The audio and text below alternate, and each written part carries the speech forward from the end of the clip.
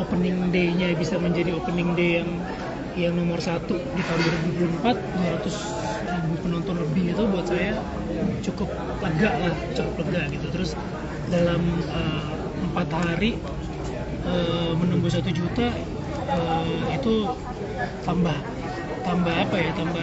senang, tambah bersyukur gitu. Kamu nyangka nggak sih dengan pencapaian ini sendiri?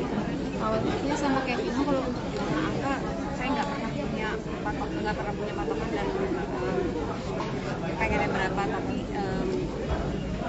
melihat hasilnya dari pertama, kalau buat saya, buat kita ya, itu hasilnya sangat-sangat kita senang gitu nontonnya, dan kita bangga gitu bisa terlibat dalam film ini. Jadi ketika hasilnya seperti ini sekarang, ya nggak ada lagi kita bersyukur. Box office kan bukan hal baru untuk Vino nih, udah pernah 6 juta, udah pernah 5,8 juta juga gitu. Apakah ini masih punya makna khusus dalam rekam jejakmu? Ya pastinya seneng banget gitu ketika film kita diapresiasi, karena kan sebetulnya sebuah karya itu harus bisa dinikmatin gitu. Karya seni yang nggak menemukan penikmatnya juga nggak akan menjadi apa-apa gitu. Tapi kan memang kalau untuk sebuah film remake itu kan bisa jadi kayak buah si malakama ya. Ketika kita promosikan awal tuh yang anti dengan film remake itu luar biasa gitu. Remake lagi bosen gitu kan.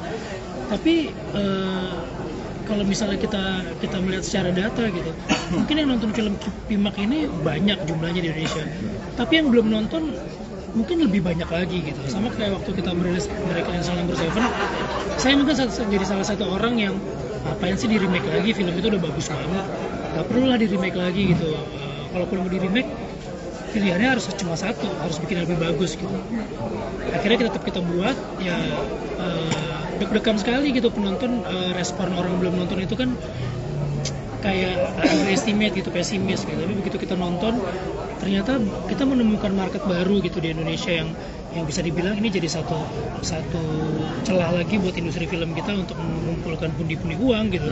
Kayak misalnya kayak kemarin kita nonton di premiere, hampir semuanya udah pernah nonton Pimak.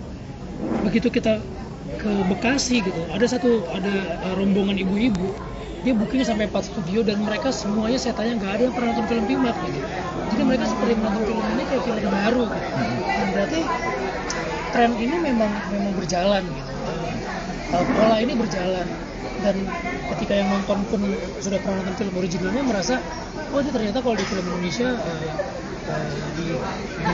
diadaptasi bisa menjadi sesuatu yang baru. Terutama buat orang yang malas baca subtitle, nggak usah baca subtitle Thailandnya.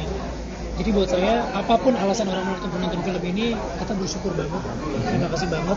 Nggak ada film yang sempurna sih, pasti kekurangan kelebihannya, tapi paling tidak film ini bisa menghibur gitu. Ada